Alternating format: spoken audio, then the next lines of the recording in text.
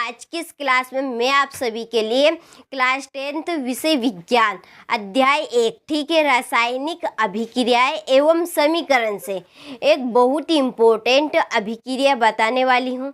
ठीक है, कि संयोजन अभिक्रिया किसे कहते हैं, उदाहरण सहित समझाइए। ठीक है, ये बोर्ड एग्जाम के लिए बहुत ही इम्पोर्टेंट है।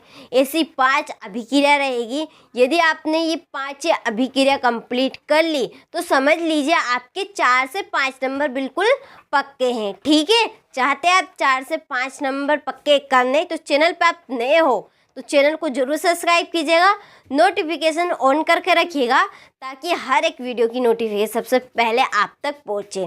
ठीक है, तो चलिए बिना देरी की वीडियो को हम स्टार्ट करते हैं और चलिए हम देखते हैं संयोजन अभिक्रिया। इसको और मैं सिंपल आपके लिए बनाने का प्रयास करूँगी। ठीक है, तो चलिए वीडियो की ओर चलते हैं। मुख्य रूप से रासायनिक अभिक्रिया 5 प्रकार की होती है। ठीक है, रासायनिक अभिक्रिया कितने प्रकार की होती है, 5 प्रकार की। ठीक है, देखिए पहली है संयोजन अभिक्रिया, इसके बाद में है वियोजन अभिक्रिया, चलिए फिर है द्विविस्थापन अभिक्रिया, चौथी है विस्थापन अभिक्रिया और 5वीं रहेगी रेडॉक्स अभिक्रिया। ठीक है, तो यह है रासायनिक अभिक्रिया 5 प्रकार की, जिसमें से हम सबसे पहले देखेंगे संयोजन अभिक्रिया किसे कहते हैं, उदाहरण सहित समझाइए। ठीक है, तो चलिए संयोजन अभिक्रिया को हम अच्छे से समझते हैं।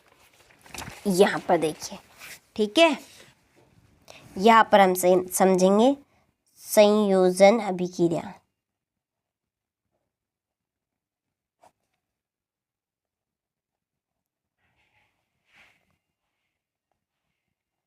ठीक है, संयोजन अभिक्रिया। देखिए संयोजन अभिक्रिया का मतलब होता है मिलना। ठीक है, क्या होगा इसका मतलब, मिलना। देखिए एक हम अभिक्रिया लेंगे क्योंकि अभिक्रिया कई पार्ट रासायनिक अभिक्रिया और समीकरण ही चलेगा, तो इसमें एक हम रिएक्शन लेंगे। ठीक है, C+O2 अभिक्रिया हुई तो CO2।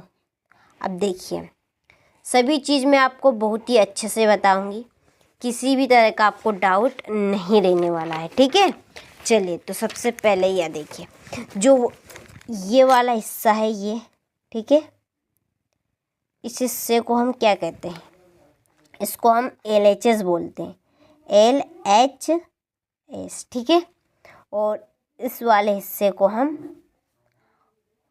RHS कहते हैं। ठीक है, अब देखिए इसमें ये जो क्या है, कार्बन है, ये एक तत्व है। ठीक है, तत्व या अकेला हम एक यौगिक भी बोल सकते हैं। ठीक है,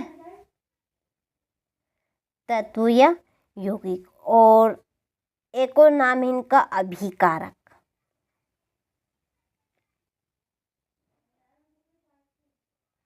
ठीक है, अभिकारक क्या है कि जो रासायनिक अभिक्रिया में भाग लेते हैं उन्हें हम अभिकारक कहते हैं। ठीक है, अब ये भी एक तत्व, ये यौगिक है। ठीक है, तत्व या यौगिक। ठीक है, या इसको एक और बोलते हैं उत्पाद। तो उत्पाद किसे कहेंगे, जो अभिक्रिया के फलस्वरूप बनता है। ठीक है, उसे हम उत्पाद कहते हैं। तो अभिकारक और उत्पाद का मैंने एक सेपरेट वीडियो बनाया है, आप वहाँ से अभिकारक और उत्पाद को समझ सकते हैं। ठीक है, तो अब देखिए यहाँ पे संयोजन अभिक्रिया का मतलब क्या है, मिलना। तो आप इस अभिक्रिया में देखेंगे कि इसमें एक से ज़्यादा अभिकारक है, या कहे कि एक से ज़्यादा तत्व है या यौगिक है, या 2 या 2 से भी अधिक हो सकते हैं। ठीक है, 2 या 2 से भी अधिक तत्व या यौगिक या अभिकारक हो सकते हैं। तो ये क्या कर रहे हैं यहाँ पर, मिलकर। ठीक है, मिलकर मिलकर कितना उत्पाद या तत्व बना रहा है? केवल एक को हम कहेंगे एकल। ठीक है, एकल उत्पाद।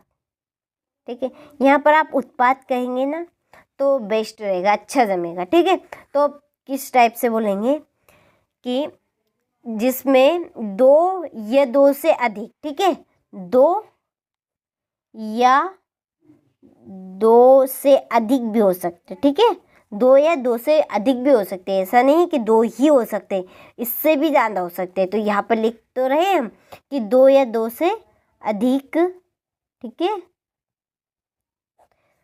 तत्व या यौगिक या कह सकते हैं अभिकारक, ठीक है, मिलकर क्या बना रहा है? एकल यानी कि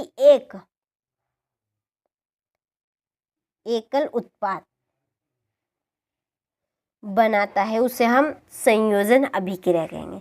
कौन सी अभिक्रिया कहलाएगी? संयोजन अभिक्रिया, जिसमें दो या दो से अधिक अभिकारक, ठीक है, अभिकारक मिलकर एकल उत्पाद बनाएंगे। जैसे देखिए दूसरा उदाहरण लेते हैं हम, Mg मैग्नीशियम प्लस ऑक्सीजन, ठीक है, दो अभिकारक मिलकर क्या बनाएंगे? एकल उत्पाद बनाएंगे। ठीक है, तो MgO, ठीक है, तो इसको संतुलित करने के लिए हम क्या करेंगे? यहाँ पे 2 का गुणा करेंगे और यहाँ पे भी 2 का गुणा करेंगे। ठीक है, अब आपको समझ में आ गई क्या है संयोजन अभिक्रिया, कि जिसमें दो या दो से अधिक अभिकारक, ठीक है, यहाँ पर ये अभिकारक मिलकर, ठीक है, मिलकर एकल उत्पाद बनाते हैं, उन्हें हम क्या कहेंगे? संयोजन अभिक्रिया कहेंगे। ठीक है, यहाँ पर आप देख सकते हैं, ये देखिए, ये कैल्शियम ऑक्साइड, ठीक है, कैल्शियम ऑक्साइड जल के साथ तीव्रता से अभिक्रिया करते हुए बुझे हुए चूने कैल्शियम हाइड्रॉक्साइड का निर्माण करके अधिक मात्रा में ऊष्मा उत्पन्न करता है। ठीक है, अब देखिए यहाँ पर CaO, ये बिना बुझा हुआ चूना है, कैल्शियम हाइड्रोक्साइड प्लस H2O जल, ठीक है, तो बुझा हुआ चूना बना CaOH2, एकल उत्पाद बना। ठीक है, ये दो अभिकारक मिलकर इन्होंने क्या बनाया?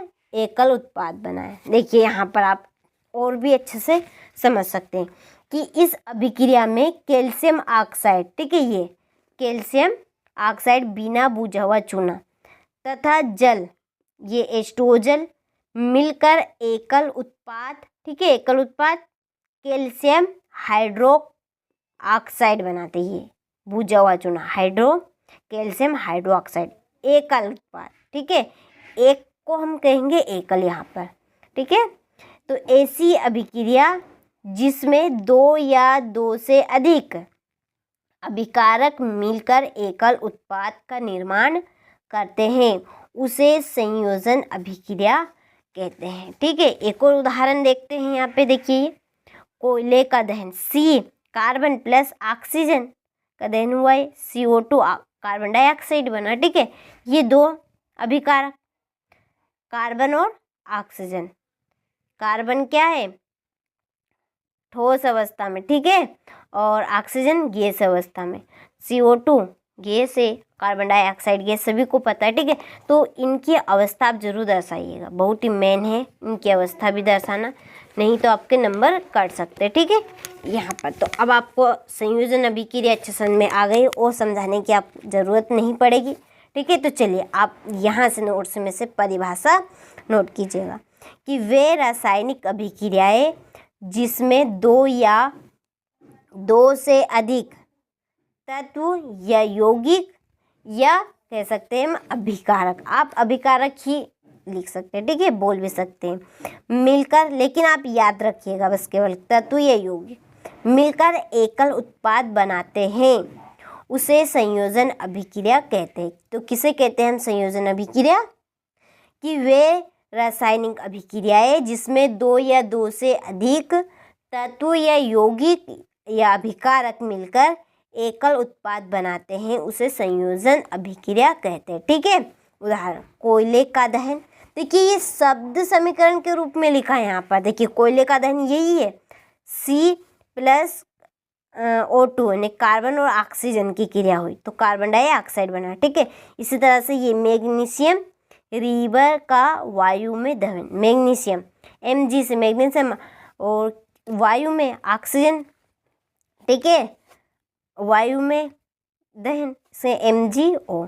तो ये शब्द के रूप में लिखा है और ये सूत्र के रूप में लिखा है। ठीक है, तो आप जे में चाहे ओ में आप लिख सकते हैं। ठीक है, तो आप यहाँ पर नोट कीजिएगा कि अभिकारक भी लिख सकते। कहाँ पर? ये यहाँ पर तत्व यौगिक जगह आप अभिकारक लिख लेना, केवल याद रख लेना। ठीक है, तो ये आपकी संयोजन अभिक्रिया हो गई, ये उसकी परिभाषा। ठीक है, और ये उदाहरण, जो उदाहरण आपको ठीक लगे, जैसे लगे उदाहरण आप कंप्लीट कर लेना। तो चलिए, तो ये हो गया आपकी संयोजन अभिक्रिया। अगले वीडियो में हम वियोजन अभिक्रिया देखेंगे। ठीक है, इसी का उल्टा रहेगा आपका वियोजन अभिक्रिया। बहुत ही अच्छी और मज़े से पढ़ेंगे हम अभिक्रिया, क्योंकि एक अभिक्रिया 100% आपकी फंसती है, आती ही है।